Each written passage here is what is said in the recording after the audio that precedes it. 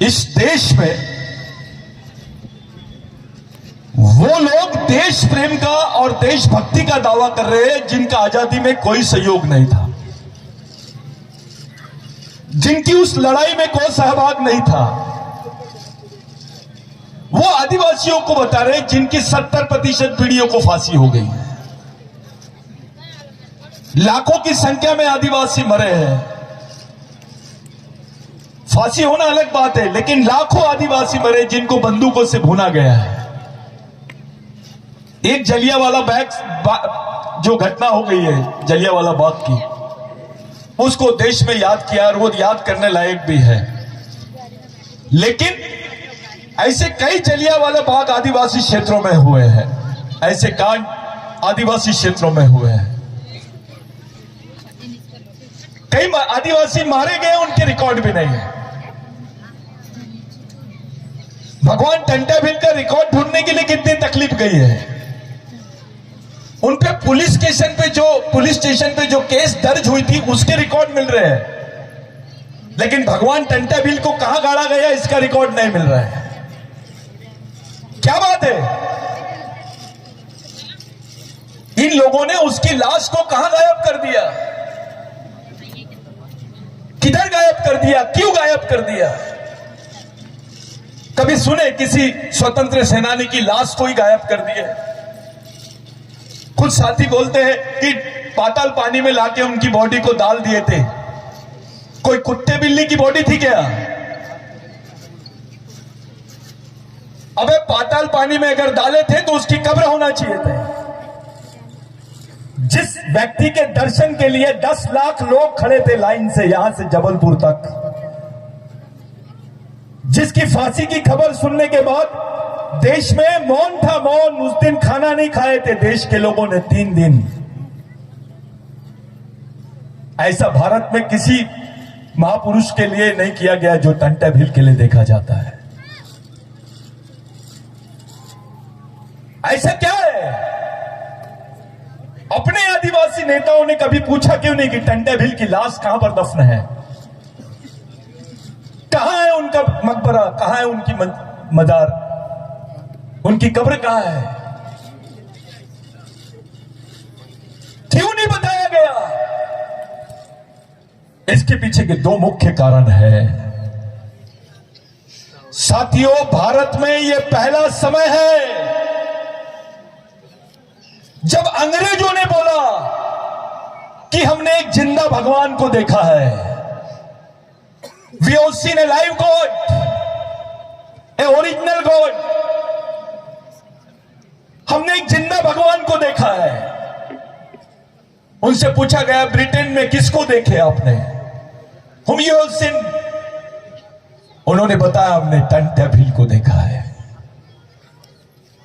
भगवान टंटा भील को देखा है। दुश्मन भगवान बोला है टंटा भील को। इतना ही नहीं, भगवान टंटा भील को रॉबिन हुड बोला गया है, इंडियन रॉबिन हुड, मसीहा। रॉबिन हुड का मतलब होता है मसीहा। एक उदाहरण दीजिए भारत के इतिहास में अंग्रेजों ने किसी की तारीफ की होगी। लिविंग गॉड, जिंदा भगवान, रॉबिन हुड, मसीहा, ऐसे शब्दों से अंग्रेजों ने नवाजा है उस टंटा भील को जिसने अंग्रेजों को मारा है। उनके लिए वो दुश्मन है, लेकिन उन्होंने इतनी बड़ी पदवी दी। यही न्यूज उस वक्त ब्रिटिश इंडिया में छपा हुआ था आर्टिकल। यही न्यूज को देखा था भगवान बिरसा मुंडा ने 16 साल की उम्र में। भगवान बिरसा मुंडा अंग्रेजी जानते थे क्योंकि वो अंग्रेजी माध्यम में पढ़ाई किए थे। उन्हें उस आर्टिकल को पढ़ा और देखा कि Indian Robin Hood is no more, he is hanging ode. उनको फांसी दी गई है। अब भारत का जो मसीहा है वो नहीं रहा, इस देश का मसीहा नहीं रहा। ये खबर बिरसा मुंडा ने आर्टिकल में पढ़ा। उस 16 साल के नवयुवक ने उस आर्टिकल से यह प्रेरणा लिया और वही प्रतिज्ञा किया, झारखंड के कलेक्ट्रेट ऑफिस में प्रतिज्ञा किया कि मैं जेल तो जा रहा हूं लेकिन छूट कर आऊंगा तो मैं बिरसा टंटा भील का जो अधूरा मिशन है पूरे देश भर में चलाऊंगा। ये संबंध है भगवान टंटा भील का और बिरसा मुंडा का। भगवान टंटा भील का राघोजी भांगरे का क्या संबंध है? राघोजी भांगरे संभाजी महाराज के आंदोलन को लेके आ गया है, शिवाजी महाराज के सुपुत्र, उन्होंने बगावत किया। संभाजी महाराज ने, शिवाजी महाराज जो राजा थे, पहले क्या था, राजा आदिवासी था लेकिन राज वहां पे मनुवादियों का चलता था, कानून उनका चलता था। उस कानून में किसी ब्राह्मण भाई को सजा नहीं होती थी, उसको कभी फांसी नहीं होती थी, उसको भगवान के बाद दूसरा आदमी माना जाता था। राघोजी भांगरे ने बोला इस देश में ब्राह्मण होना बड़ी बात नहीं है, इस देश में ईसाई होना बड़ी बात नहीं है, इस देश में मुस्लिम होना बड़ी बात नहीं है, इस देश में हिंदू होना बड़ी बात नहीं है, बड़ी बात है आदिवासी होना।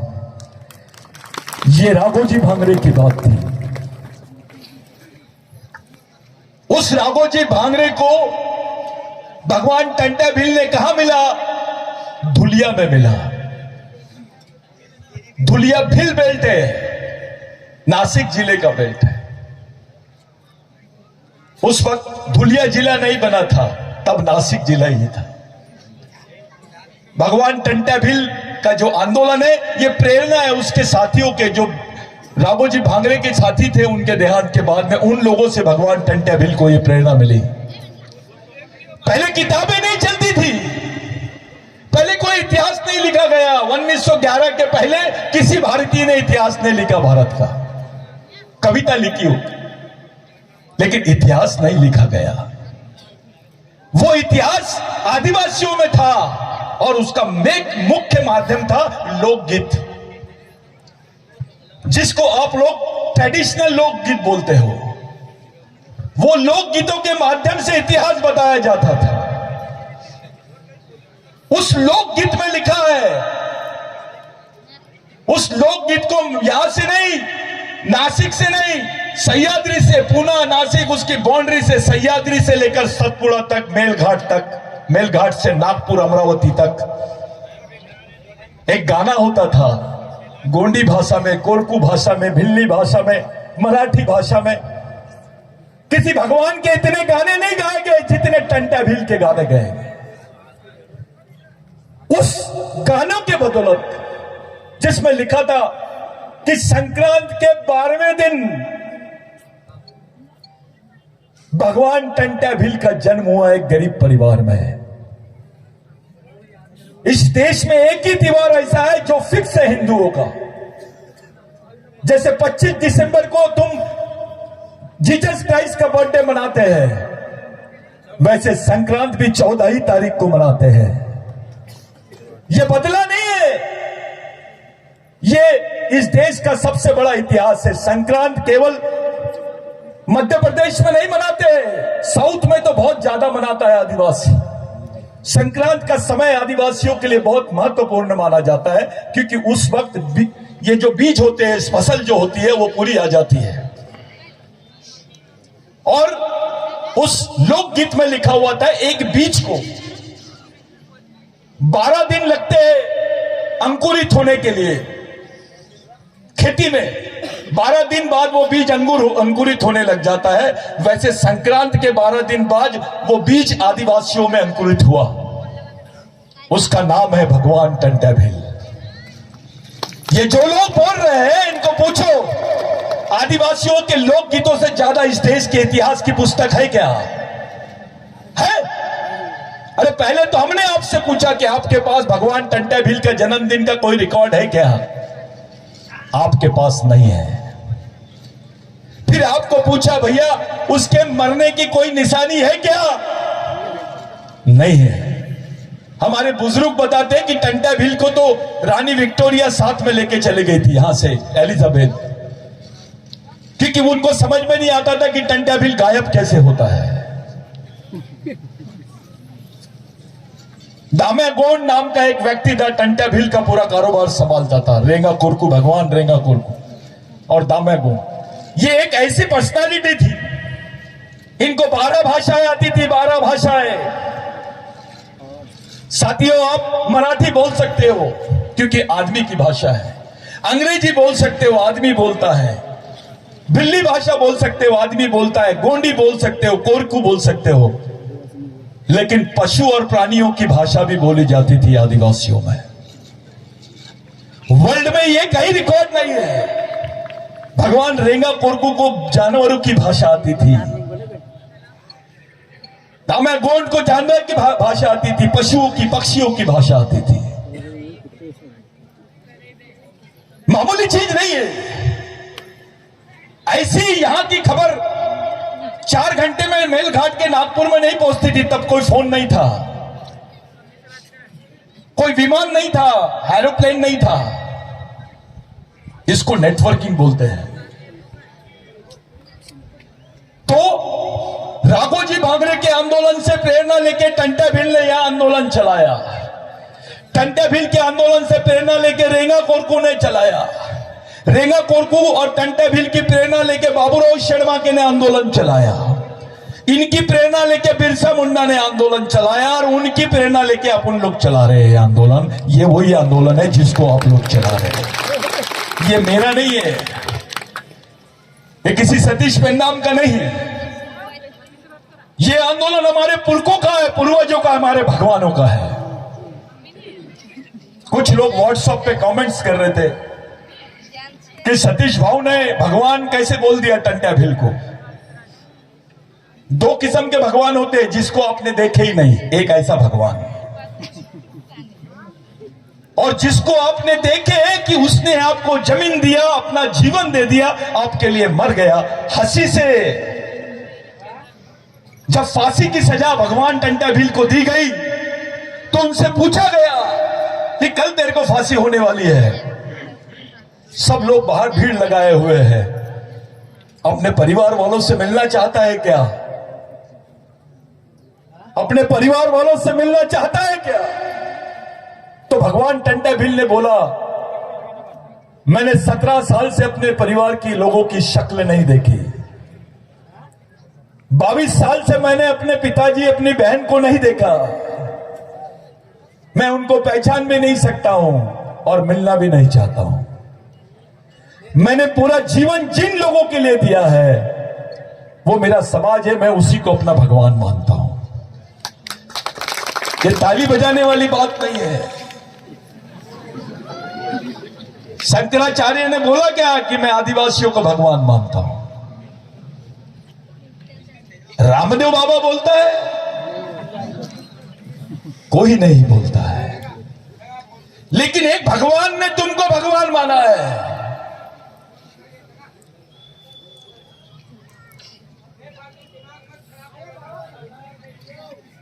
ये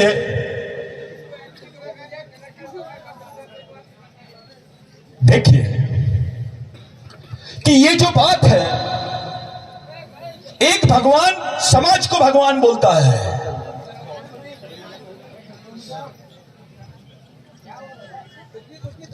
वो जिस तरीके की बात मैं आपको बता रहा हूं कि मरते वक्त भी समाज का नाम लेते हैं लोग।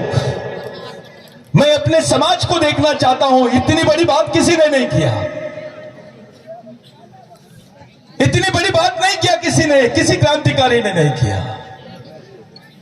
यह बात आपके लिए भगवान टंटा भील ने की है। आपके जमीनें तो छीन ली गई थी, आपके पास जमीन नहीं थी, हमारी मां बहनों को कपड़े पहनने की परमिशन नहीं थी। भाई साहब, सब लोग एक जगह बैठ जाइए, उठ के मत जाइए, क्योंकि ये आदिवासी कौम है, भागने वाली कौम नहीं है, लड़ने वाली कौम है। बैठ जाइए। आप लोगों से विनती है कि शांति से बैठे तो मैं बोलूंगा, नहीं तो मैं नहीं बोलूंगा। तो एक जुनून देखिए उनका किस समाज को देख के मरना चाहता है? भाई, मैं मरते वक्त मेरे समाज को देखना चाहता हूं। कौन आदमी बोला है ऐसा? बताइए, कौन आदमी बात करता है? इतनी वफादारी समाज के प्रति। एक तरफ टंटा भील को देखिए और दूसरी तरफ अपने नेताओं को देखिए। टंटा भील की वफादारी देखिए कि वो मरते वक्त समाज को देखना चाहता है। ये तो जीते जी समाज को नहीं देखना चाहते हैं। जीते जी समाज से दूर जा रहा है पढ़ा लिखा आदमी, ऑफिसर। उसको वो कार्यक्रमों में इंटरेस्ट है जिसमें उसका सत्कार होता है, जिसमें उसको सम्मान मिलता है। ऐसे कार्यक्रमों में अधिकारी कर्मचारी आपको ज्यादा मिलेंगे। लेकिन जिस कार्यक्रम में समाज की नींव डाली जाती है, समाज का फाउंडेशन डाला जाता है, उस कार्यक्रम में ये लोग नहीं दिखाई देते हैं। साथियों, अगर वो सामाजिक जुनून नहीं होता तो मेरा दावा है भारत में भील आदिवासी नहीं होते। ये गलत बात है। अरे तुमको तो गुनाहगार जमात बोला जाता था, गोंड को गुनाहगार जमात बोला जाता था, कोरकू को बोला जाता था, भील वंश के सभी लोगों को भील गुनाहगार बोला जाता था। आपको गवर्नमेंट सर्विसेज नहीं मिलती थी, आपको चोर समझा जाता था, डकैत समझा जाता था। आपको बोला जाता था कि भैया ये लोगों को नौकरियां नहीं मिलती थी। तब होलकर स्वराज्य में वो होलकर राज्य में भी आपको नौकरी नहीं मिलती थी और अंग्रेजी हुकूमत में भी आपको नौकरी नहीं मिलती थी। कोरकू भगवान रेंगा कोरकू ने बोला, टंटा भगवान को बोला कि भगवान ऐसे से तो आदिवासियों को ये लोग नौकरी भी नहीं देंगे, रोजगार भी नहीं मिलेगा, ये जिंदा कैसे रहेंगे? देखिए कलेजा, भगवान टंटा भील ने अंग्रेजों को बोला, जाओ उनको ये पत्र दे दो कि अगर आप टंटा भील को पकड़ना चाहते हो तो आदिवासियों को पुलिस में भर्ती कर डालो। 400 पुलिस भर्ती हुई, 400 लोगों की, 400 आदिवासियों की। उसमें कोरकू था, उसमें भील था, बिलाला था, बारेला था, सरदार था।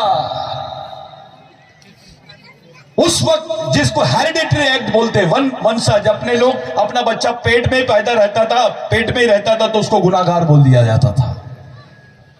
पेट से गुनाहगार पैदा होता था आदिवासी। तुमको इस देश में नौकरियां नहीं मिलती, तुमको गुनाहगार बोल के जिंदा रखा जाता था। एक क्रिमिनल ट्राइबल यानी आदिवासियों को मार दो तो सजा नहीं होती थी।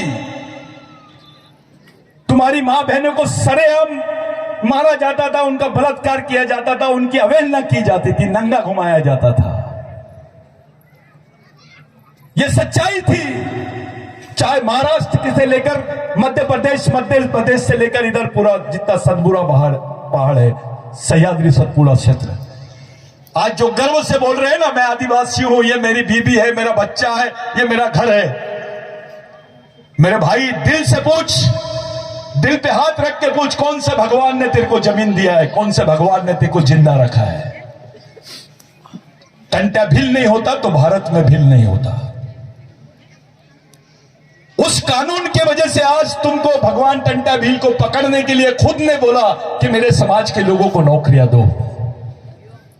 अगर वो भर्ती नहीं होती तो आज तुम लोग टीचर नहीं बनते, डॉक्टर नहीं बनते, इंजीनियर नहीं बनते, वकील नहीं बनते, बाबू नहीं बनते, पढ़ नहीं सकते, तुम्हारी मां बहनों के बदन पे कपड़े नहीं होते। भगवान टंटा भील ने बोला कि मेरे को पकड़ लो, मेरे समाज को छोड़ दो। उसने बोला है, उसको भगवान रेंगा कोरकू ने बोला, भगवान ये तो आपको पकड़ लेंगे, हमारा क्या होगा? टंटा भील बोलते हैं, अरे अगर मैं 100 बार भी जन्म लूंगा तो अपनी कौम के लिए मैं ऐसे ही मिटते रहूंगा। समाज के नाम पर बड़ा होने वाला भगवान और समाज के नाम पे कुर्बान होने वाला भगवान, इसमें फर्क है।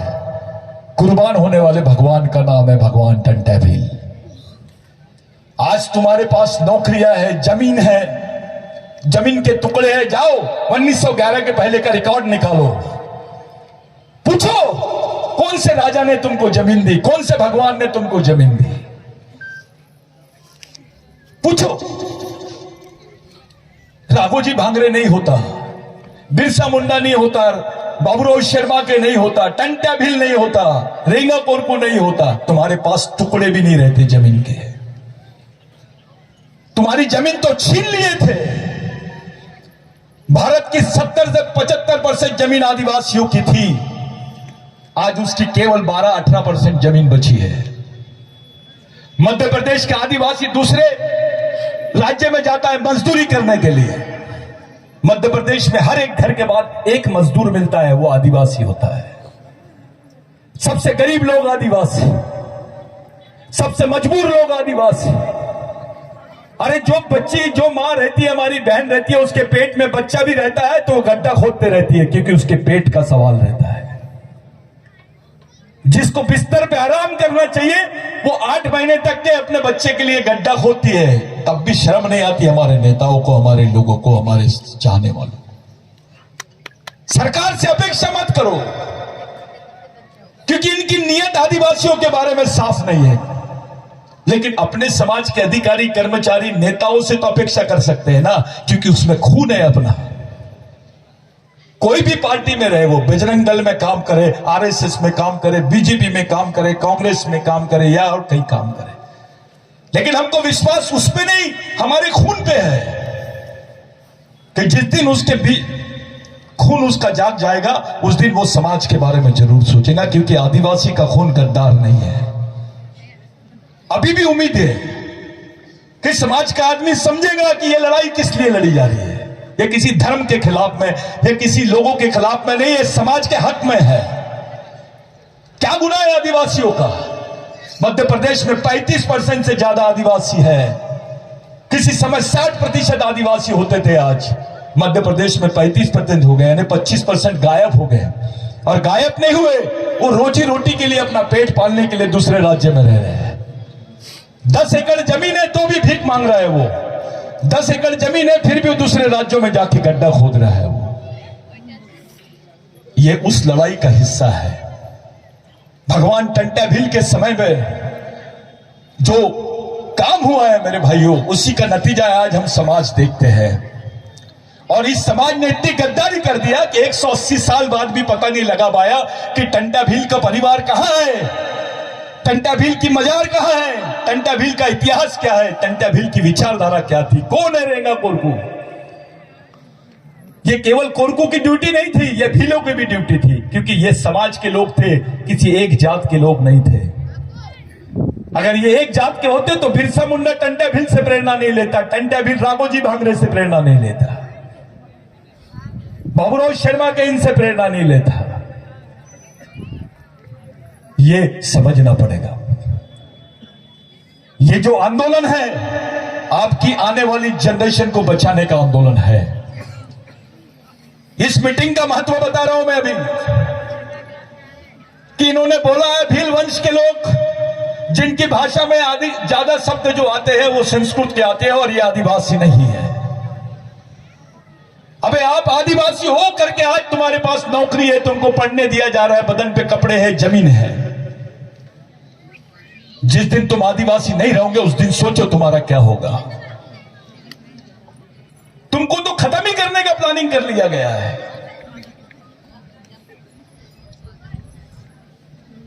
भारत में आदिवासी नहीं रहते हैं, संयुक्त राष्ट्र संघ में बोल दिया गया। आदिवासी नहीं रहते भारत में, इसका मतलब यह है कि आदिवासी भारत के नागरिक नहीं है।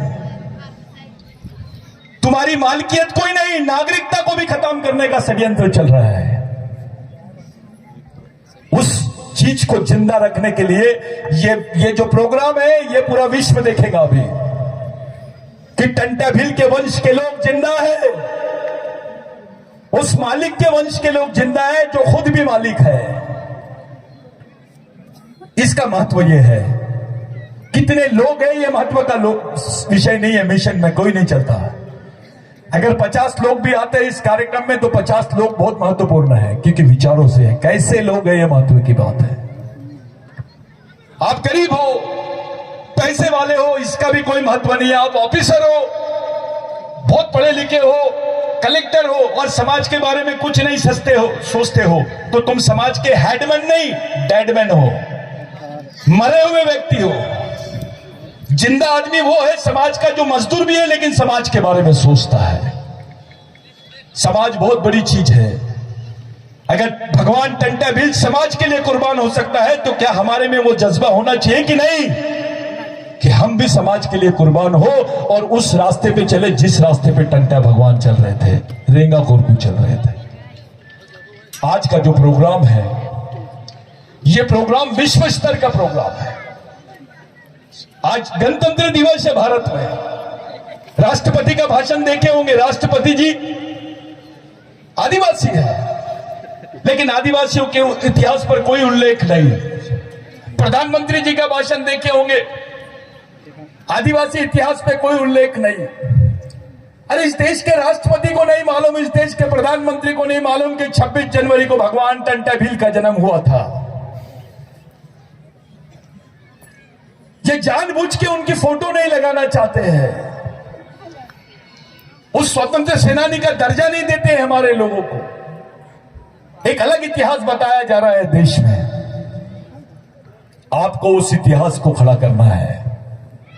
ये नई जनरेशन है, ये हमारी आखिरी जनरेशन द्वारा आखिरी पीढ़ी द्वारा आखिरी पीढ़ी को बचाने के लिए लड़ी जाने वाली आखिरी लड़ाई है। इसको हर हाल में जीतना पड़ेगा, तब समाज जिंदा रहेगा, नहीं तो खत्म हो जाओगे तुम।